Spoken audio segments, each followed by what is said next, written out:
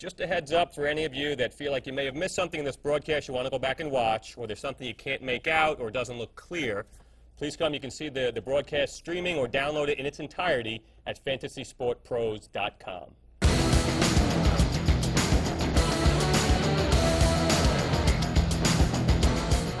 Welcome back to the 2006 Fantasy Football Champs Challenge, which can be seen, downloaded, and streamed at fantasysportpros.com.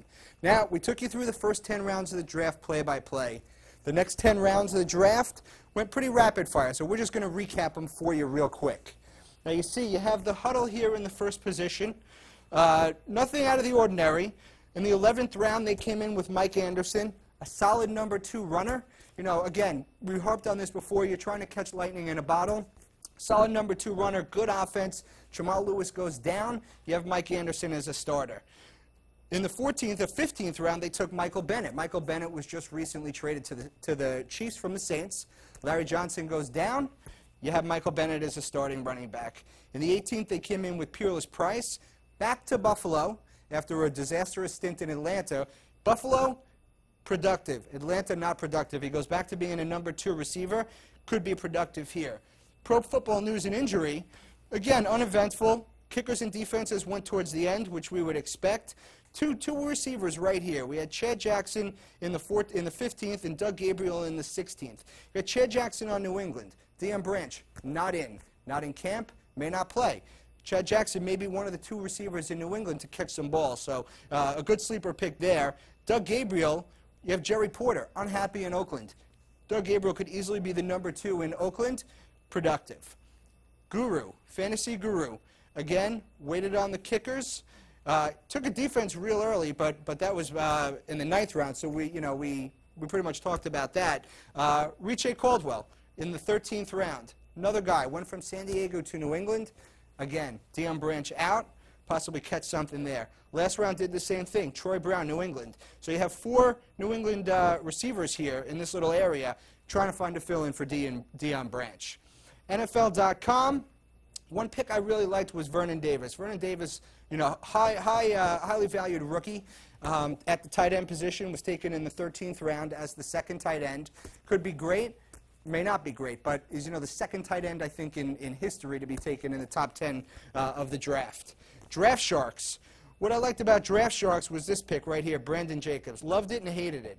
Brandon Jacobs was our handcuff. As you know, we took Tiki Barber in the first. Brandon Jacobs, the backup to Tiki Barber. We really wanted him. They stole him. You know, what can we do? He'll probably score 8 times because he gets the goal line carries, and if Tiki goes down, he'll be productive. At the 6th spot, of course, we had Fantasy Football Champs. That's us. In the 11th round, we took Jon Kitna. This may have been our one mistake. I can't say it all went smooth. John will tell you about some guys down at the end, but the lead receiver, the number 1 receiver from Minnesota, Corn Robinson, got busted on a DWI, which means he falls off. He's probably going to be suspended for a year. 2 guys that'll replace him went right after us. We talked about him. We didn't take him, and I think we may regret it. Came back in the 12th, Joe Jurevicius, number 1 in Cleveland.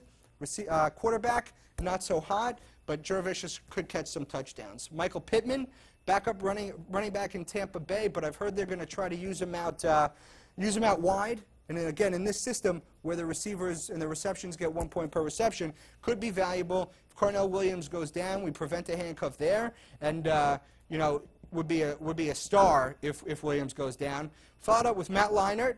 You know, the handcuff to Kurt Warner. Kurt Warner over his career, extremely injury prone, 10 to 12 games a year, probably amongst the leaders in points per game, but he just won't play every game. So we have Matt Leinart, who, you know, has 2 phenomenal receivers and a phenomenal running back.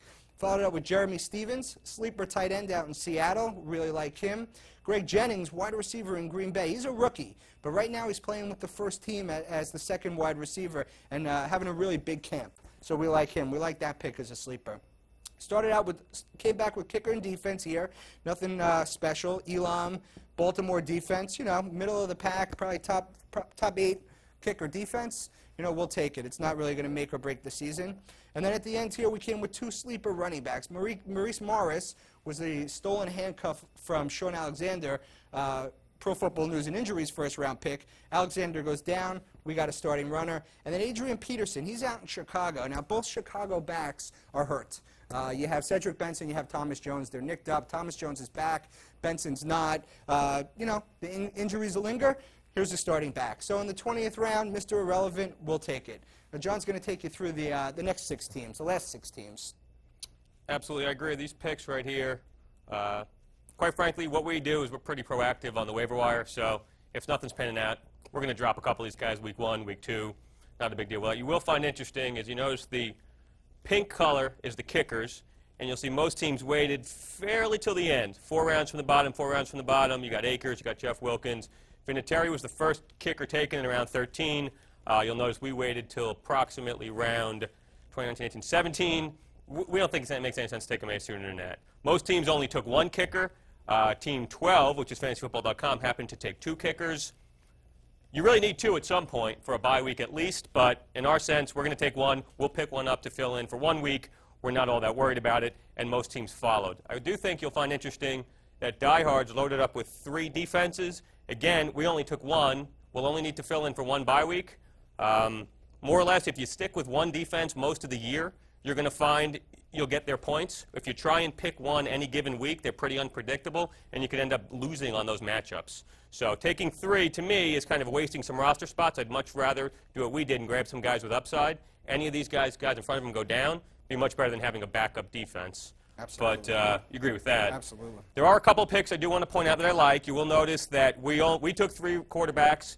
Die Hard stuck with 2, Brad Johnson and Mark Bulger. It's a little bit risky, seeing as Johnson's got to be 45, 50 years old, and Bulger is proven to be a little bit erratic from here and there. But again, if someone goes down, he'll look to pick somebody up.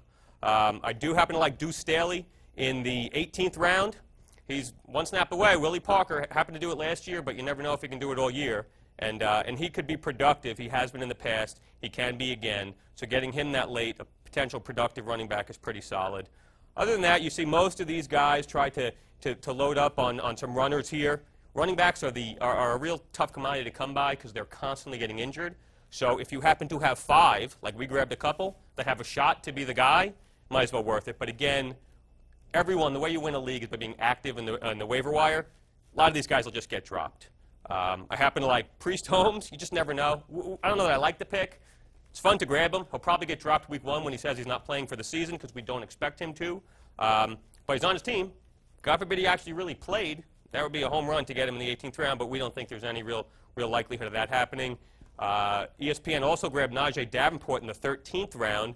Green Bay has a terrible time right now fielding an actual runner with the injuries they had last year. So Davenport, I don't believe, is actually playing just yet. But, if he was productive last year until he broke his leg. And other than that, most of this is just filling out a roster. You see 1 defense, 1 defense, 1 defense, a couple. He grabbed a couple of late. He happened to grab his 2 kickers. But overall, you're not going to find much. What you want to do is really back up your guys, back up some of your running backs, back up some of your quarterbacks like we did with Leinart, with the later round picks, and then just have some fun and take some shots. The last pick of the draft, Adrian Peterson, right now is probably practiced more than any of the other running backs they've had in camp for the last month. You just never know. And if it doesn't work out, we're just going to drop him. You'll notice these picks, Jerome Harrison, Correll Buckwalter, Leon Washington. I mean, some of these guys you may have never heard of, but they're getting taken. Why not? Absolutely. Guys grabbed, he's only got 1 tight end, which to me is pretty risky, being that he's Heath Miller. Most people grab their backup tight end. They grabbed a couple of quarterbacks. This guy actually has 3 quarterbacks. He's got 3 quarterbacks. He's got 2 here. But all in all, you're just looking to take some shots where you can and build depth on your roster here.